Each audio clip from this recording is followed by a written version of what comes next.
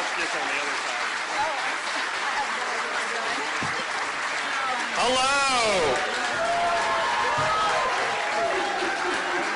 Great to be at the Villages. You guys seem to be doing very well, as always. Thank you for coming out.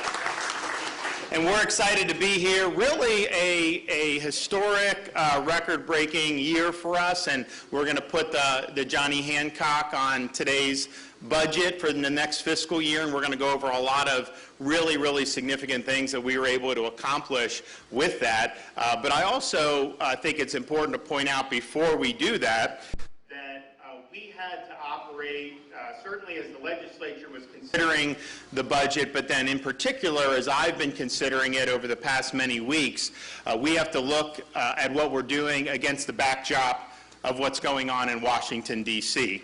And particularly, there's a fella by the name of Brandon that people talk about that we have to contend with. And I see this news report where Biden is so frustrated that his approval ratings are in the toilet. He can't understand it. He's lashing out at his staff. He's blaming other people. He's blaming the media, even though he gets the most sycophantic media coverage that any president has ever gotten, compared how they treated Trump to how they treat Biden. It's night and day. And so he's trying to make excuses, and I'm just thinking to myself, you know, what has he done since he came into office? He immediately waged war against American energy production. You see record gas prices in the United States? Well, that's a big reason why, because of his policies. You look at what they did in terms of fiscal and monetary, printing and borrowing, trillions and trillions of dollars. What did you get for that? The most sustained inflation this country has seen in over 40 years. He advocated for and imposed mandates and restrictions related to COVID, including having people fired from their job based on getting a COVID jab or not. That has had a hugely negative impact on the economy, and he failed to take leadership and take decisive action to alleviate the supply chain crisis that we've seen really beguiling not only this country but places around the world. And so he has created the circumstances that have led to this resounding disapproval of what he has done. He would have been better off, and we would be better off, if he had simply got into office and did nothing than what he has done so far.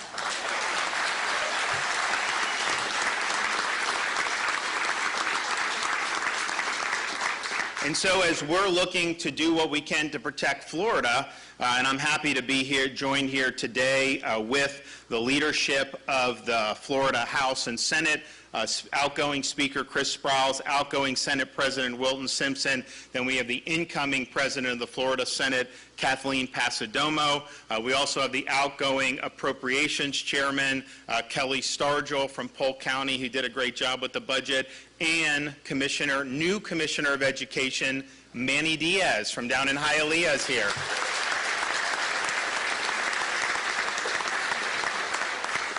And so what we really had to do was, yes, if you look at over the last couple years, we kept Florida open. We protected people's rights. We saved countless numbers of jobs and people's businesses and made sure kids had the opportunity to be in school in person. And all of that meant we have outpaced the nation on virtually every indicator. Better job growth, better business formation, better economic growth, record-breaking tourism in 2021. And in the most recent quarter, Florida has represented 45% of all foreign tourism has come to the state of Florida of the United States. That's a massive share.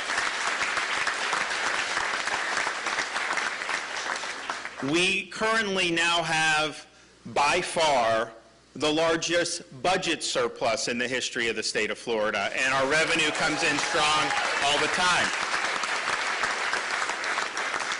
And if you look also in terms of education, these lockdown states that, the unions lock these kids out of school, they didn't want them in class, and the result has been huge learning losses, unprecedented learning losses. But even Harvard admitted Florida, we've seen no widening of any achievement gaps between rich, poor, black, white, because we actually had kids in school. And so that's going to have a huge impact, negative in these other states, and we will have mitigated a lot of the damage by having it here in Florida. And you can't put a price tag on that.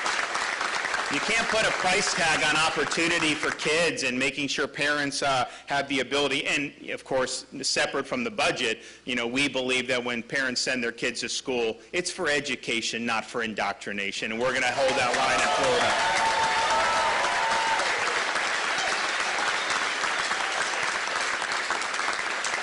But we're having to do all this against this ominous backdrop of what's happening in Washington. And he complains, Biden does, about everybody else. He never takes responsibility for himself. But what I would say is, you want to know why your approval ratings are in the toilet? Try looking in the mirror for once.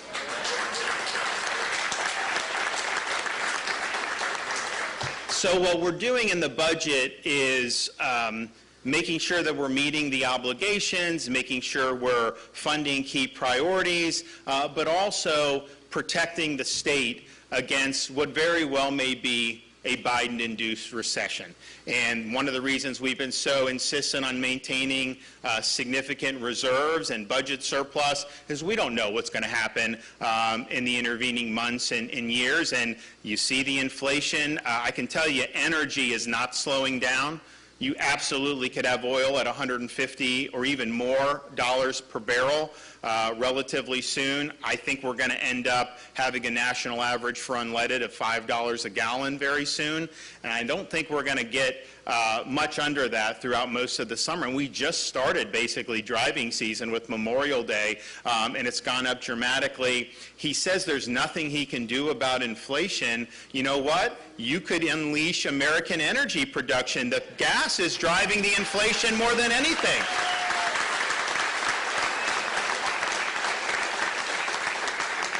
So what we are doing in the budget is making sure we're responsible. I will, in this budget, the governor, unlike the president, you can line item veto individual appropriations items. And so they do a budget.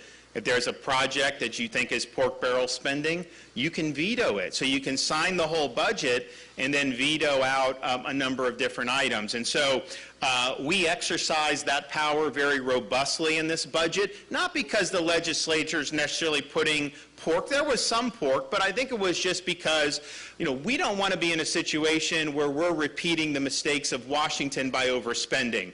The fact that they cranked up the printing presses and have borrowed and spent and printed all this has left us in the mess that we're in now. So we want to make sure we're responsible. So the top line number for our budget that I'll sign is $109.9 billion. Now, what does that mean? Is that a lot? Is that reasonable? Well, the state closest to us in population is New York State. We have 3 million more people than New York State, and their budget's over twice as large as the state of Florida's budget. And so we're very responsible. Our services are better, our roads are better, our schools are better.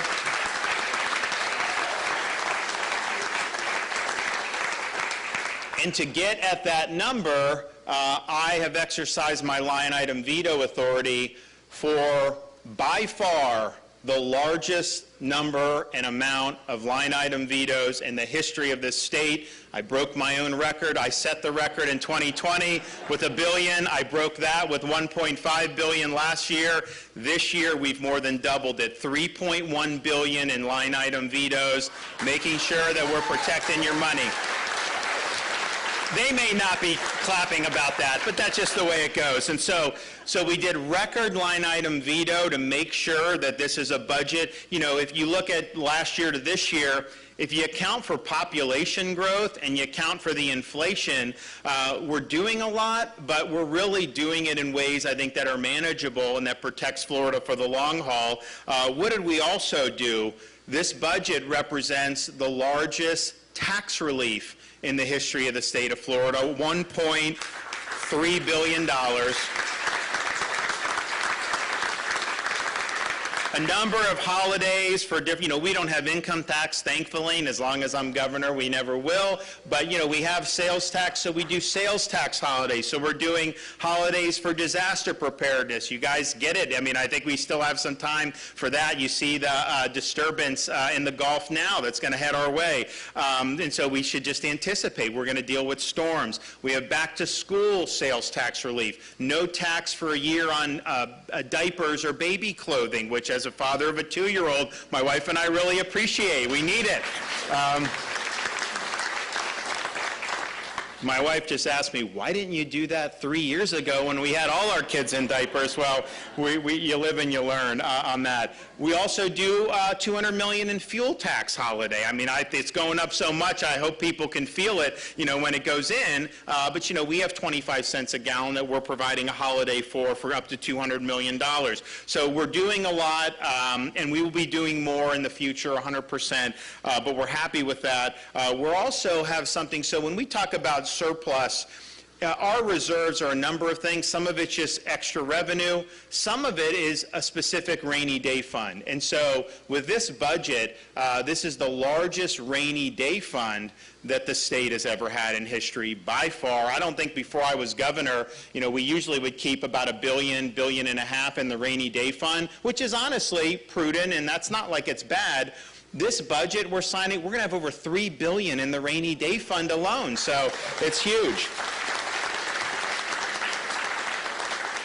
And what we see is they estimate revenue coming into the state, and in May, we're between $600 and $700 million into the state above what they estimated, and that's been happening month after month. And again, we'll see. The Fed is raising rates. You've got a lot of problems with Washington, how that's going to impact the economy overall. We're not going to be immune to it, but I think that we're in a great position to mitigate that and mitigate the effect for Floridians, and I think we're really, really happy about that. And so in terms of fiscal standing, I think I can sit here with the legislature and say, this state has never been in a better fiscal position than we are right now. And that's just a result of good policy.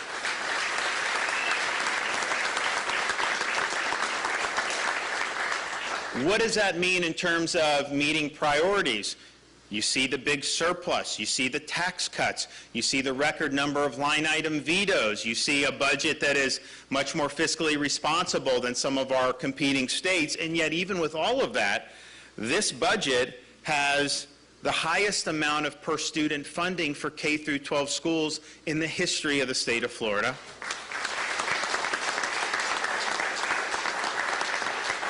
We have the largest increase in teacher compensation in the history of the state of Florida. We are fully funding the historic transition from the FSA testing into a progress monitoring system, which is going to be more responsive to the needs of teachers, students, and parents. And so that will go into effect in the upcoming school year on a trial basis, and then that will be what's determined for school grades in the following year for that. And we also have another record, $579 million for workforce and vocational and technical education throughout the state of Florida.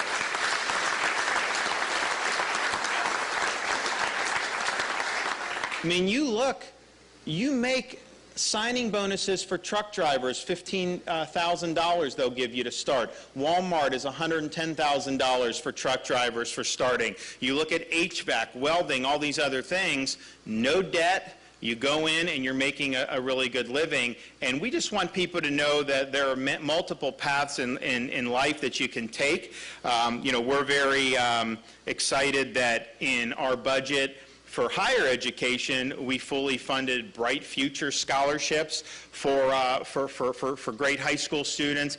And you do know, because of what they've done recently, grandparents in Florida can claim in-state tuition for their kids if they have, they have to have a certain amount performance. High-performing. High-performing. So any of you that have high-performing grandkids in some of these other places, we don't let them raise tuition in Florida, so you can go and you literally don't have to go in debt at all if you don't want to, and you can graduate in 4 years and end up debt-free and doing well if you get that in-state tuition. And so that's a great perk, I think, and I think it's very appropriate for a lot of our senior citizens to be able to continue to help their families.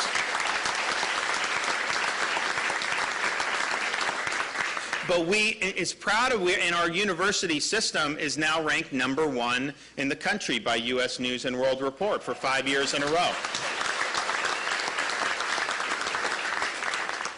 And I was actually in the Villages, we're trying to make it even better. We are, okay. Yeah. No, it's people run against the wall and things like that happen. We're trying to make it even better. I signed legislation here in the Villages a couple months ago, starting this year, all tenured professors undergo review every 5 years. And so these are important for accountability. So we're proud of that, but we also just have to acknowledge a lot of higher education in our country over the last many decades has not been worth the bills that parents have paid. It has not been worth the amount of excruciating debt that so many of these kids have undertaken. Biden just wants to have the taxpayers pick up the debt, and so if you're a plumber or a bartender or something, you should have to pay the debt, he thinks, of somebody that got a PhD in gender studies. We oppose that. That is not right, and you shouldn't do that.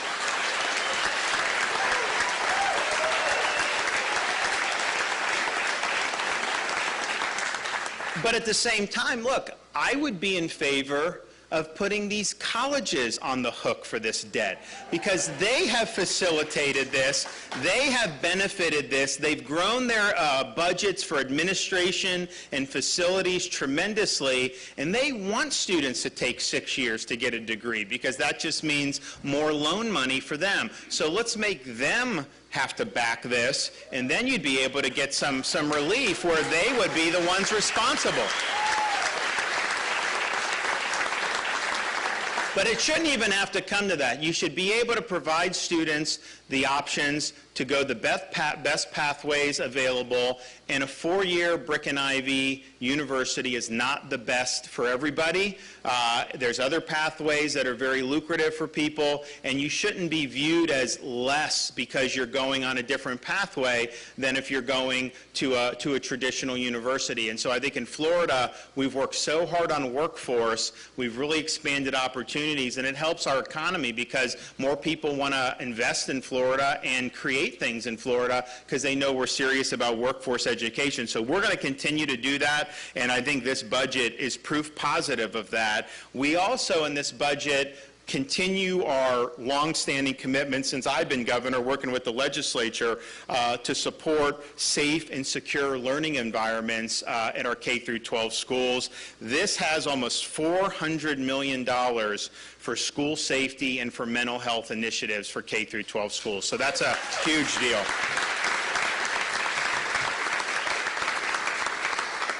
We're doing more than has ever been done to help families served by the child welfare system. We're helping Floridians with disabilities, and we're also helping our veterans. This budget has more than $1 billion additional dollars going to rate increases per providers that are serving vulnerable Floridians, including people with disabilities. And if you think about it, you can have these programs, but if you don't have people that can go deliver the services, and fact of the matter is there were people that could make more working at Wawa than they could doing to service some of our needy. And so the legislature put a huge commitment, a huge increase there, and that is going to make a difference. You're going to have more people that are going to be on the job, and you're going to be able to serve our elderly and our folks with disabilities much more effectively than we could. We've also done $361 million for foster care, adoption, and the child welfare system.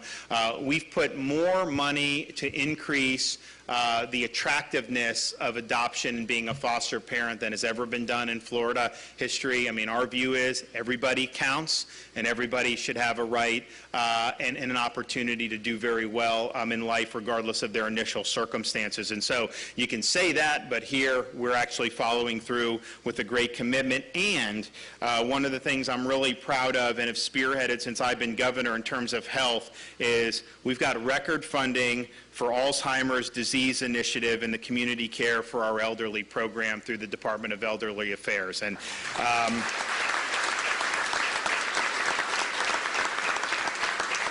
we're going to have over 2,000 additional seniors receive services, be able to stay comfortably in their homes as a result of this. We also have money going to Alzheimer's research, and we're going to be doing a big announcement on some of the additional things we're doing in that regard very, very soon, so stay tuned. But I really think that the solution for Alzheimer's is going to run through the state of Florida, and I think we're going to get there. I think it's going to be it's a difficult issue to deal with for families that have had to do it. Obviously, we want to provide support for that, but we'd like to get to a place where we can mitigate the disease itself. And so we've got some promising technologies, and we're going to be announcing some of the partnerships that we have there.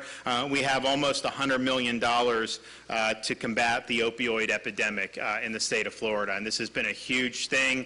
If you look now in our country, the #1 cause of death for people 18 to 45 is fentanyl overdose, and it's pouring across the southern border.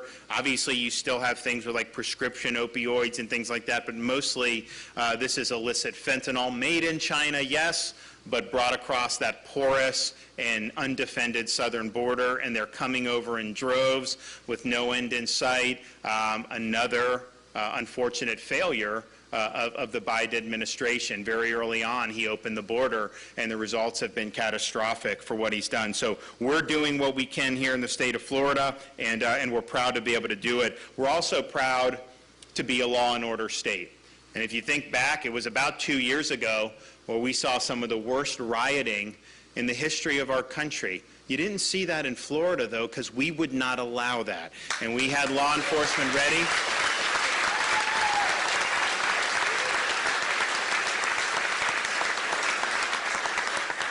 We had law enforcement ready, National Guard ready, and we made it was not ambiguous with us. We were going to support the folks who were protecting our communities, and that's just the way it's been. The last budget, this current fiscal year ending June 30th, we did $1,000 bonuses for every police, firefighter, and EMT in the entire state of Florida. I asked the legislature to do it again, and so this budget will include, for the second straight year, $1,000 bonuses for all sworn law enforcement, fire, and EMTs.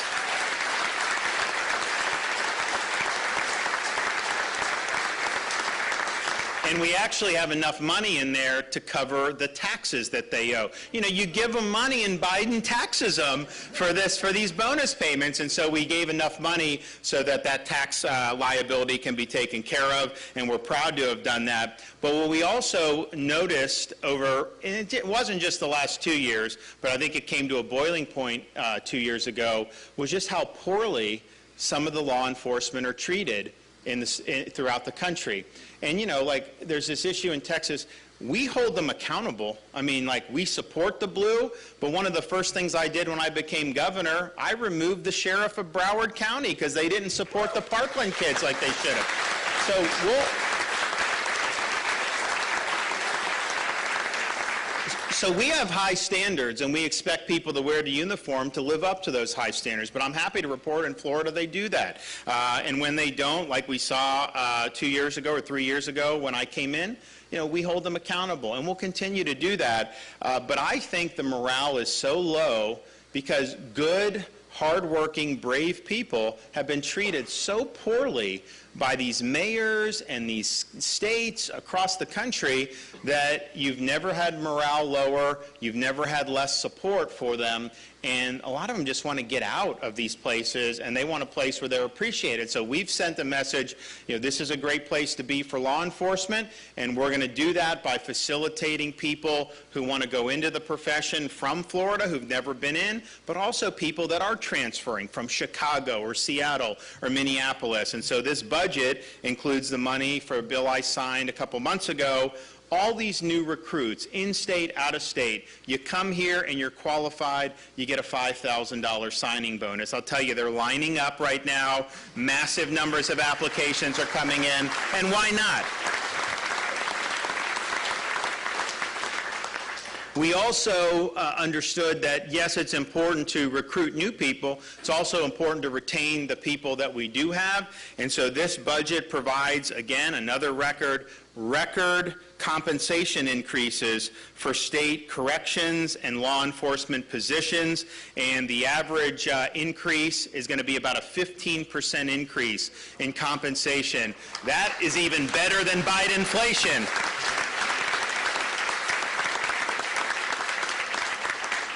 Thanks to the leadership of Speaker Sprowls, this budget makes more than $334 million of investment to protect the state against cyber security attacks, and this will help our intelligence modernization and resiliency against what is going to increasingly be a threat to governments at all levels as well as the private sector. We also have, so we've done a lot with fighting Biden on the border. We're currently suing him in the Panhandle, and we're winning the case, about catch and release. He shouldn't be able to release people.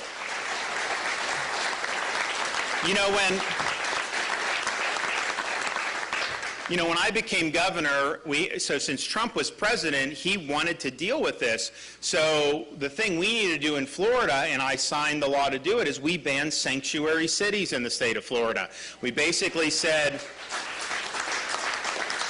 there's no law-free zones, and especially when you have these folks who are committing criminal offenses, it needs to be automatic that the feds pick them up and then they send them back to their home country. So when Trump was president, I was governor, some people are in our prison system who are illegal, who have like 20-year sentences, 10-year sentences. Some of them committed really bad crimes. Well, when they finish their sentence, we can't legally hold them anymore. We'd let ICE know, they'd pick them up, and then they'd send them back. And that's the way it should be. Biden will release a lot of these people who are coming out even out of our prison system. And so, that's just wrong. So we're suing on catch and release. I'm going to sign a bill next week or within the next week or two that we're penalizing these contractors who are dumping illegal aliens into the state of Florida, and they're going to face ramifications for doing that. But I did get $12 million in this budget, which we'll get after I sign it, $12 million so that if Biden is busing people, illegals, from the border to Florida, we have money to reroute to Delaware and all these other places, and that's what we're going to do.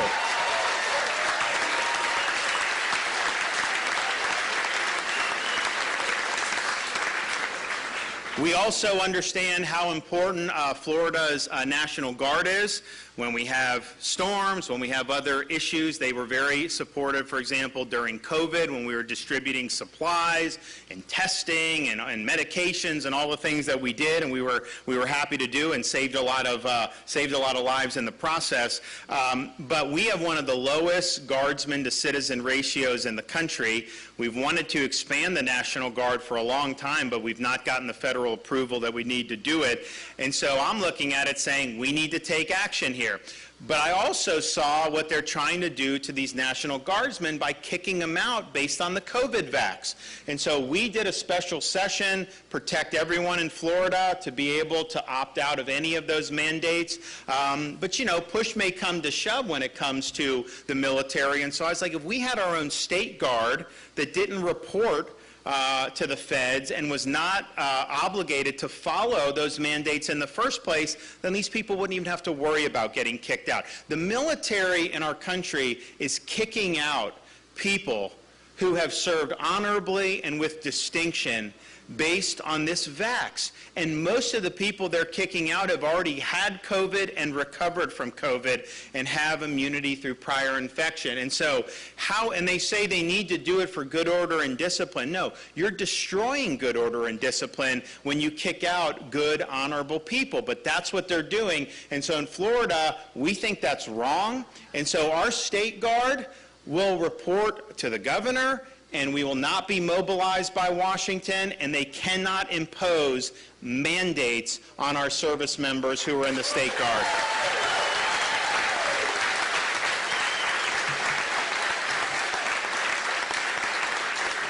And so the legislature funded this. We're going to have probably 400 new positions. So, you know, we're looking for some good folks. So sign up. It's going to be, I think there's a lot of people that are interested in it, but that's really important. And, you know, if you do have a storm, if you do have certain situations, to be able to have more personnel as a force multiplier is going to make a huge, huge difference. We also, following along what we did legislatively, we did the last 2 years the strongest election integrity anywhere in the country. If you look at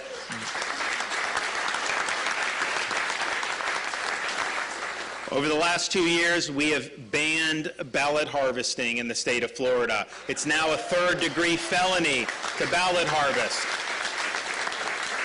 We make sure for absentee ballot requests that also is accompanied by a requirement to have voter ID. We make sure that these drop boxes are not allowed to just be put in the community in these random places. You get an absentee ballot, you can put it in the mail. If you want to deliver it in person, you can take it to a voting site, but we're not going to let these things float around in the ether. They're done in the state of Florida. And maybe the most important, we banned Zuckerbucks in the state of Florida, so that's done.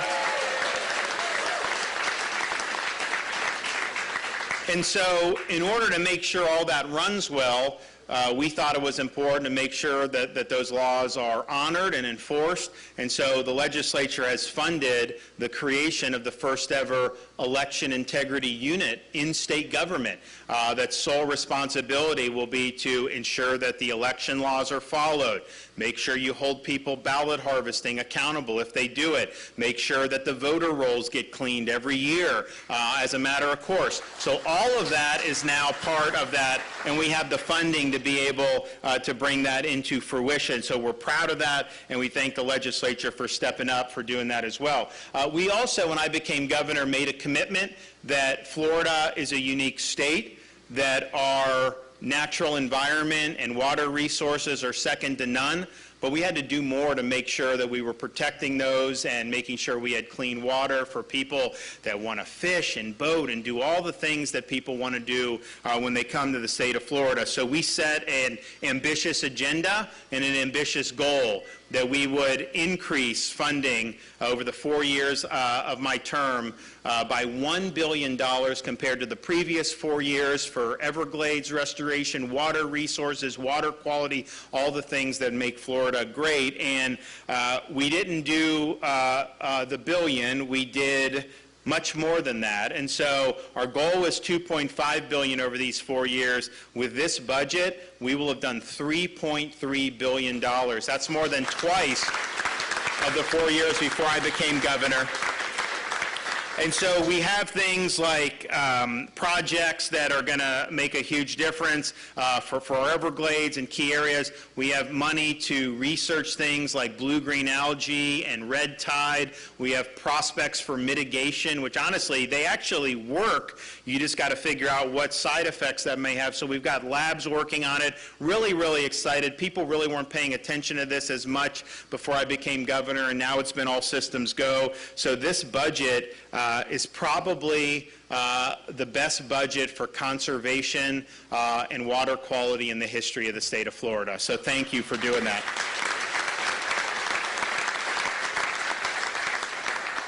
And another record. Our state transportation work program is $11.7 billion.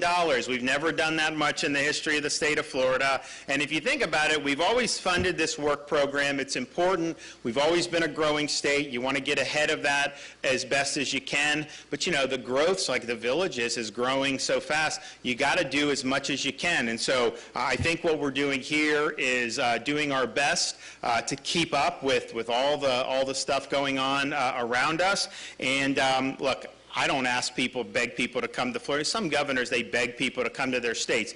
Like, I'm happy with everyone we have, but it is a free country, and people can come if they want to come. And the fact is, even the people that are just visiting here, we have visitors in record numbers. I mean, you imagine Memorial Day weekend was packed all across the state. I mean, it was really unbelievable. So we want to make sure that the state has the infrastructure necessary to support a very dynamic economy and opportunities for people. And so this budget does that. It's got money to help people get into housing. You know, some of the folks, you know, in this community, you buy a house, whatever, but, you know, we have younger people that are working in a wide variety of occupations, firefighters, cops, teachers, all this stuff, and because the costs have gone up so much, and since Biden's come in, everything has gone up dramatically. Yes, Florida, there's high demand to live here, but the housing costs have gone up. Even the states people are leaving. I mean, that's just been the case, and so this has been a huge issue. So we just launched a Hometown Heroes program for down payment assistance for nurses, educators, firefighters, EMTs, and really people that are key to the community, and we've got a really large amount of money to help generate more affordable housing in the state of Florida. So we're happy to be able to do that, and we understand that that's something that every business I talk to, they're so happy with, like, Florida. They're not happy with the federal government, but they're like, I want to hire more people. And one of the impediments to hiring more people is sometimes people can't afford to live in those areas, and so you're not going to commute an hour and a half, you know, to a job. And so we're recognizing that in this budget. We also got huge amounts of money to be able to do targeted infrastructure and job training projects. So we have $50 million, which is the governor's job growth grant fund. So for example, Sumter County can request, actually we've done stuff in Sumter for the industrial park. So there's different things you can do. You can build a road to help facilitate commerce. We did expansion of commercial truck drivers spots in our state colleges. So really the possibilities are endless in that. So we'll make really good use of that, and that'll be really, really good. We also got $30 million for Rural Infrastructure Fund, and that's a huge increase of what's traditionally been done. But a lot of our rural communities, you know, I think I'm the first governor to do public events in all 67 counties. I've done that since I've been governor.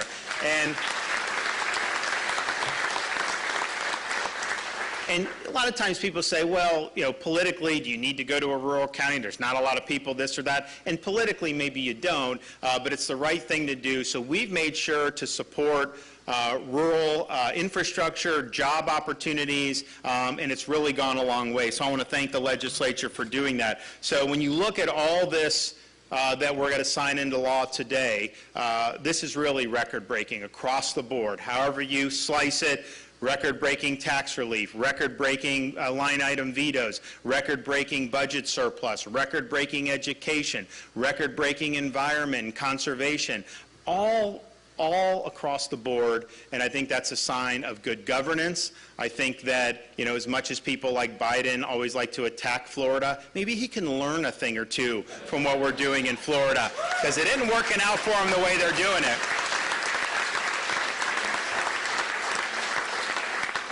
So I just want to say thanks to the leadership that's here.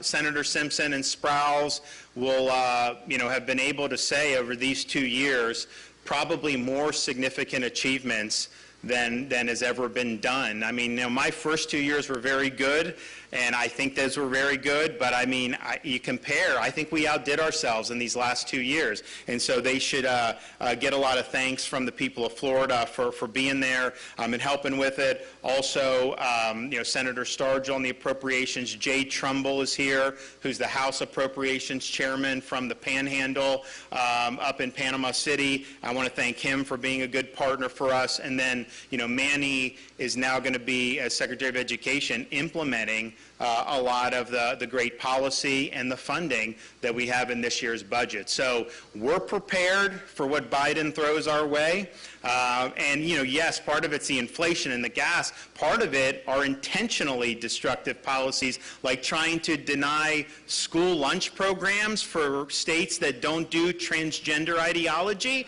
in the schools. I mean, give me a break. Totally off his rocker to be doing that. We're fighting on that, don't worry. So we're just prepared to be able to defend the taxpayers and the hardworking people in the state of Florida, and I couldn't be prouder for doing that. So you're going to hear from some of the folks who had a role in this. So first we'll bring up the outgoing president of the Florida Senate, Wilton Simpson.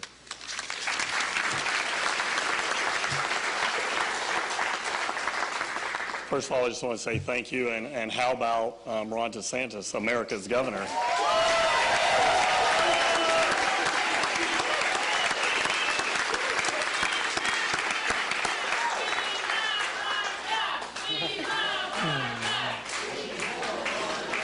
Exactly. So, no, I think the governor did obviously a great job of explaining the budget, and we could have not have done this in the legislature the last 2 years without great leadership.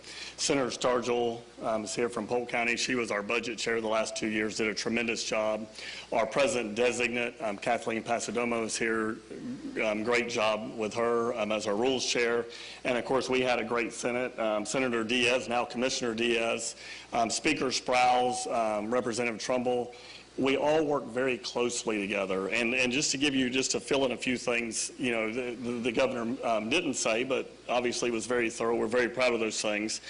Florida is the lowest per capita state in the union.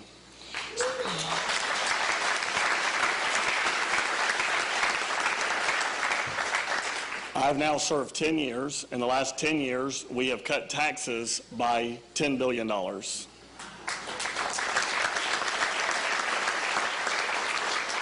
We have historic reserves, as the governor mentioned. When we left for COVID, I think we had $3.5 billion of reserves. Today we have well in excess of $10 billion of reserves, and going up every month.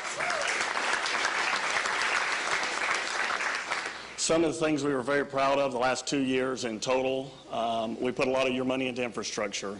While COVID was hit and a lot of the lockdown states were locked down, we were building our roads. We were taking care of our water infrastructure. We know 1,500, maybe 2,000 people a day are moving here. We always say 1,000 or 1,500. I bet it's probably closer to 2,000. We know those things. So we put those historic amounts of money in our budget to make sure we were trying to get ahead of the curve. I don't know that we'll ever get ahead of the curve, but hopefully we're catching up. The historic funding we did in our K-12 system this year, over $1.5 billion, historic funding. We're very proud of that. Law enforcement. We are the best state in the union for law enforcement, and now law enforcement pay after this budget gets signed here in just a few minutes.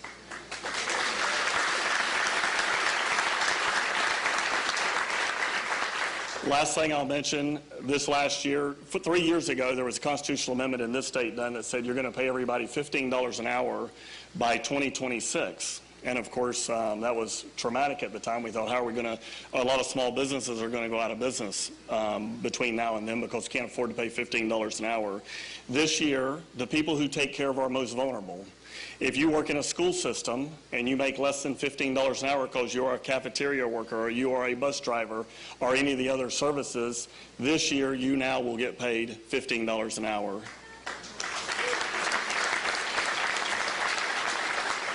If you take care of our most vulnerable in nursing homes, the APD and other areas that are contracted with the state, you will also make $15 an hour. And so we're very proud of that. It's been a real honor to serve these last 2 years as Senate President. Officially, it will be over in November. I've served now 10 years in the Senate, my first elected job, and it's been nothing more gratifying to cut the taxes, roll back regulation, stimulate business, and then lead and help lead through the pandemic with this governor. It remains, Florida is now, and I believe will remain into the future, the best state to start a business, find a job, or raise a family. And thank you, Governor DeSantis, for all your leadership.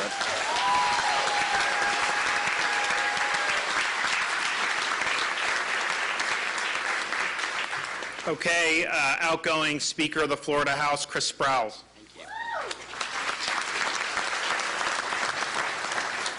Thank you, Governor. You guys have heard a lot of great news already today about this budget. Over the last week, We got the new estimates in for the month, for this past month. We were $838 million over estimate in the state of Florida, over $2.1 billion the last couple of months. But I believe, and I think you'll probably share this opinion, that those estimates are overestimate. This budget is as good as it is for the people of Florida for one reason and one reason only, and that is because our governor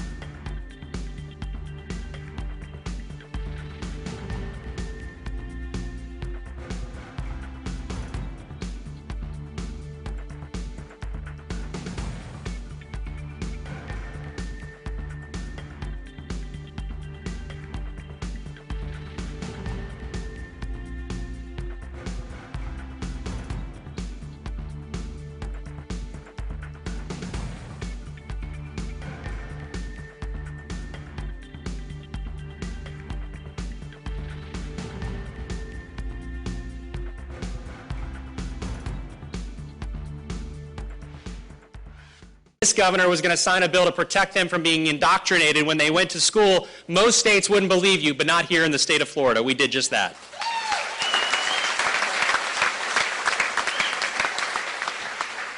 While other states were throwing our law enforcement officers under the bus, this governor went to Polk County and signed a bill to prevent people from injuring our officers, to prevent riots, to prevent looting. And in this budget, we built on that success through the governor's leadership of raises for our law enforcement officers, recruiting. There was a sign January 1st in Times Square, New Year's Eve, that said, "Why are you working for the NYPD? Come to Florida."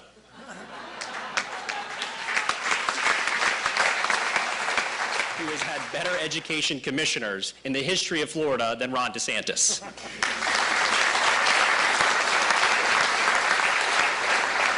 Richard Corcoran, who some of you met, he was out here a couple weeks ago when we did the higher ed bill, and now Manny Diaz, who is a fighter for our kids, is a fighter for our families. He's going to make sure that your tax dollars are spent well, that they're used to teach kids reading, writing, and math, and not to indoctrinate. He's going to be the guy to make sure that happens.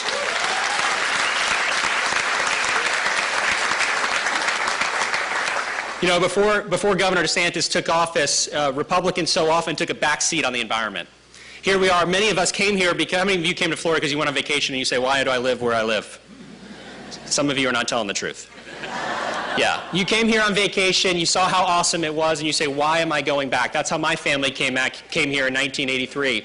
And so many families do that, but we need to protect our waterways. We need to protect the Lake Okeechobee, our springs, our water canals, the St. Johns River. This governor has been the most pro-environmental governor in the history of Florida, which is reflected with billions and billions of dollars, making sure that our water isn't just good for us, but it's good for our children and our grandchildren.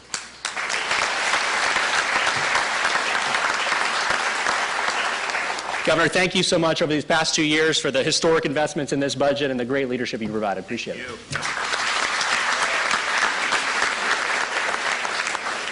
Okay, before I bring up our next speaker, you know, what happens with some of the stuff that we do, so, you know, this is a redistricting year, and we did this congressional map in a special session, and then they sued in state and trial court.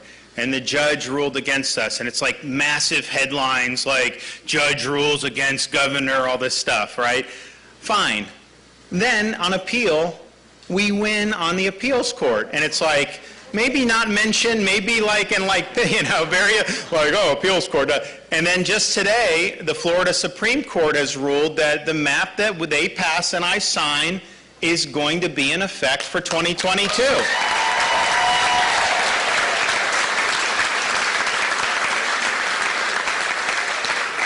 And so probably won't get as much attention because it was in our favor, but that's just kind of the way it is. You know, oh, trial court rules against this, and then it gets reversed. Trial court rules against this, and then it gets reversed. And so, you know, there's still going to be more litigation in the future over this because that's just how things are. But at the end of the day, we understood that, you know, we needed to comply with both the state and federal constitutions, and the Florida Supreme Court, by agreeing with the appeals court, is saying, you know, these elections must go on, and people are able, and actually Kelly Stargell is running for Congress. And so, you know, you have that.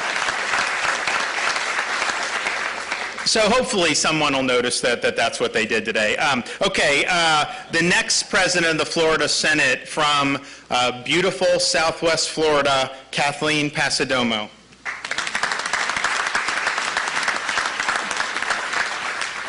So the biggest lie in Tallahassee is, I shall be brief.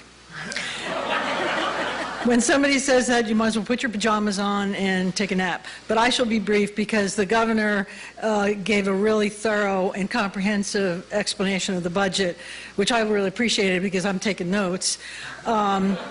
It's been an honor and a privilege to serve with the people behind me, all of whom, except for Representative Trumbull, who hopefully be joining me in the Senate. And I just owe them a great deal of gratitude because to get where we are with the governor to a fabulous budget, we passed some amazing bills that you've heard about. We've done so many things that will help you and your families, and I'm really proud to serve in the Florida Senate. So that's my brief remarks. Thank you, Governor DeSantis, for how tremendous you did this year.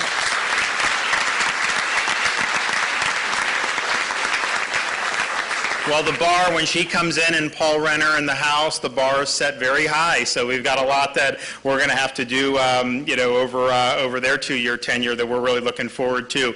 And you know that the good thing about like working with the folks up in Tallahassee, you know, there's issues come, go. We agree on most. We don't always agree on everything, but you know what? You fight it out, you move on, and then you do the next thing. And that's really what we've done, I think, very effectively, and have been able to build really an unparalleled record of achievement.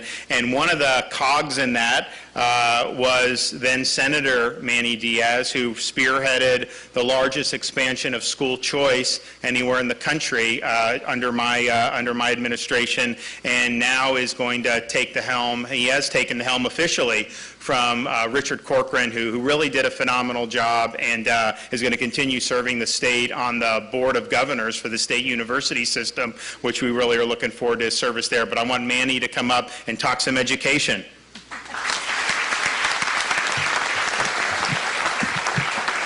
First of all, I want to thank Governor DeSantis for including me in this historic moment. It's an honor to have been able to work on the budget with my colleagues behind me in the legislature, and now to have an opportunity to be a part here of the signing of the Freedom First budget that will break records as it relates to education funding.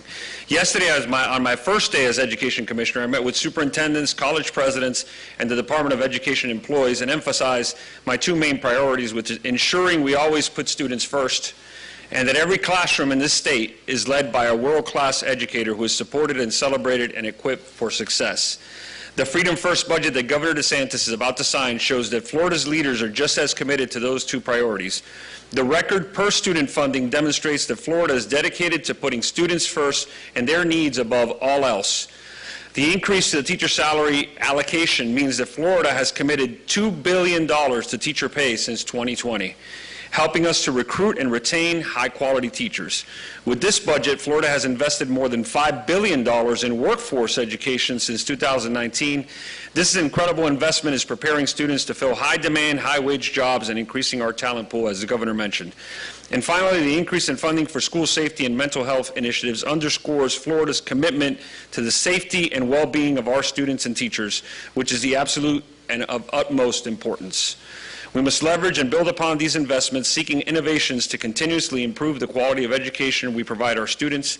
As Florida continues to be the national leader in education, these historic investments will help us make sure that every student can achieve the best education possible that fits their unique needs, and that every teacher feels valued and appreciated. I'm extremely thankful for the bold vision of Governor DeSantis set to make Florida the education state. He truly is the education governor. Thank you very much.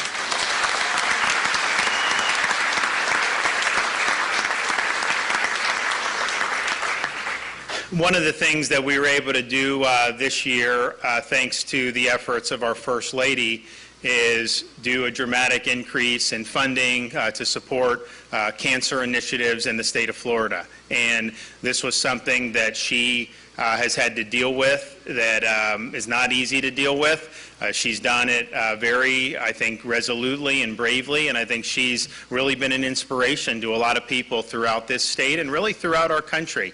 And so she couldn't be with us here today, but I do think it's special that not only in this budget is a record $100 million to support those efforts, but thanks to Senator Simpson and the Florida Senate, they actually named the appropriation after our great First Lady, my wife Casey. So thank you. And we'll make it official.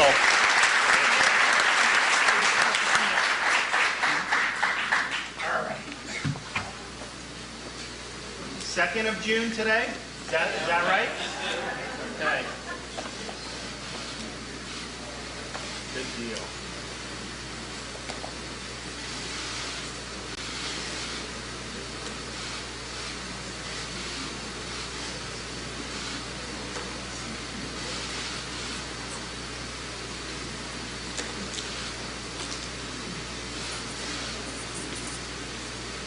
Okay, that is in the books for us right here.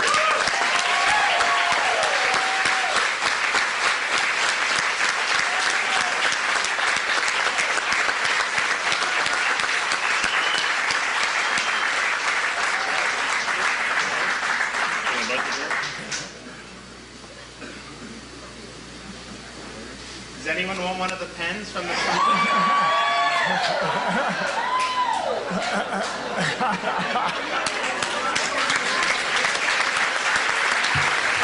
Well, thank you all. God bless you. Freedom First budget we delivered for the people of Florida. Thanks so much.